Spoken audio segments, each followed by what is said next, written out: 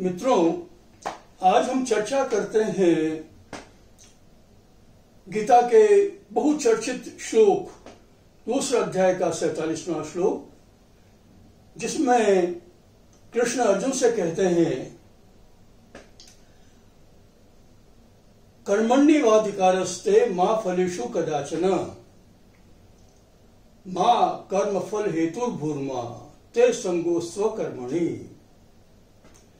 मित्रों, इस श्लोक में 4 बातें कही गई है। पहली बात है कर्मण्येवाधिकारस्ते। अर्जुन के माध्यम से सभी मनुष्यों को यह कहा गया है कि कर्म करने में मनुष्य का अधिकार है।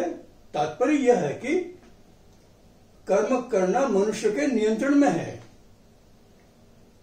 व्यक्ति के पास में विकल्प है, वो कर्म कर सकता है या उस कर्म को नहीं कर सकता है। किसी और कर्म को कर सकता है, किसी दूसरे कर्म को कर सकता है, किसी तीसरे कर्म को कर सकता है। ये सारे विकल्प उसके सामने उपलब्ध है, इसलिए वो कर्म करने में स्वतंत्र है। ये बात सही है कि वह जो भी कर्म करता है उस पर उसके सोच का, उसके विचारों का, उसके भूत के कई जो बातें हैं, किस प्रकार से उसका लालन पालन हुआ, किस प्रकार से उसकी कंडीशनिंग हुई है, वो प्रभावित करते हैं। फिर भी उन सब दबावों के बावजूद वह अपने उन जो पुराने विचार हैं उनमें रद्दोबदल कर सकता है, परिवर्तन कर सकता है, निरंतर अपने को विकसित कर सकता है, शिक्षा प्राप्त करके, अध्ययन प्राप्त करके, और जो एक दूसरा जीवन है, एक अच्छा जीवन है, मानवीय गुणों का पालन करते हुए वो सब कुछ कर सकता है। ये उसके अधिकार में है, उसके नियंत्रण में है। इसलिए ये कहा गया है कि मनुष्य कर्म करने में स्वतंत्र है। दूसरी बात ये कही गई है कि मा फलेषु कदाचन, अर्थात फल के अंदर कोई अधिकार नहीं है। कर्म जो किया है उस कर्म का क्या फल मिलेगा, क्या कब फल मिलेगा, उस पर व्यक्ति का नियंत्रण नहीं है, क्योंकि कर्म का फल मिलना बहुत सारी बातों पर निर्भर करता है जो उसके अधिकार में नहीं, व्यक्ति के अधिकार में नहीं है। मनुष्य ने कर्म कितने प्रयत्न से किया, ये बहुत बड़ा फैक्टर है। कितनी कुशलता से किया, ये दूसरा फैक्टर है। ऐसी कई बातें हैं कि वो जो कर्म करता है वो किस प्रकार से किया गया है। अब व्यक्ति कर्म करने वाला सोच लेता है कि मैंने तो इतना कर्म किया, मुझे तो ये फल मिलना चाहिए था, क्यों नहीं मिला? वो इसलिए नहीं मिला कि कर्म तो किया, पर कर्म किन परिस्थितियों में किस प्रकार से किया गया वो भी तो कर्म के फल को निर्धारित करता है। एक और बात है, आप विचार कीजिए कि आपने कर्म किया और कर्म के फल की भी स्वतंत्रता आपको दे दी, यानी ये भी आपके अधिकार में है कि आप जो कर्म करते हैं उसका फल भी आप ले सकते हो। मित्रों, यदि ये अधिकार मनुष्य को दे दिया जाता है या मिल जाता है तो देखिए क्या स्थिति होगी। आईएएस की परीक्षा में लोग बैठे हैं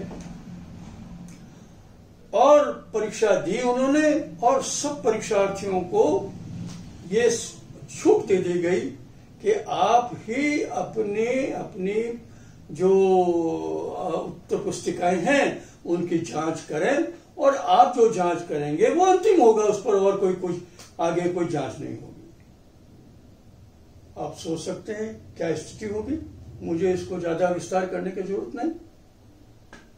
ऐसे ही हर प्रत्येक प्रकार के कर्म के लिए यदि मनुष्य को स्वतंत्रता दी जाती है, उसके फल की स्वतंत्रता दी जाती है, तो मनुष्य तो स्वार्थी है ना, वो तो अपना हित देखता है। इसलिए अराजकता निश्चित रूप से होनी संभव है यदि कर्म के फल की स्वतंत्रता भी मनुष्य को मिल जाए।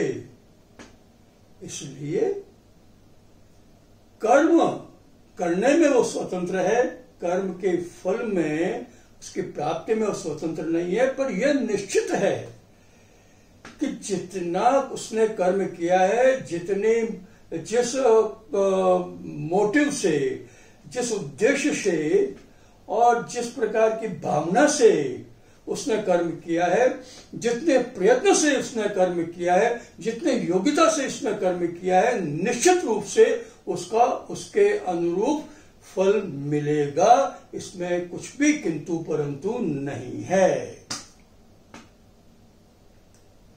तीसरी जो बात कही गई है, मां कर्म फल हेतु भूर्मा, इसलिए कर्म के फल की तू कामना मत कर।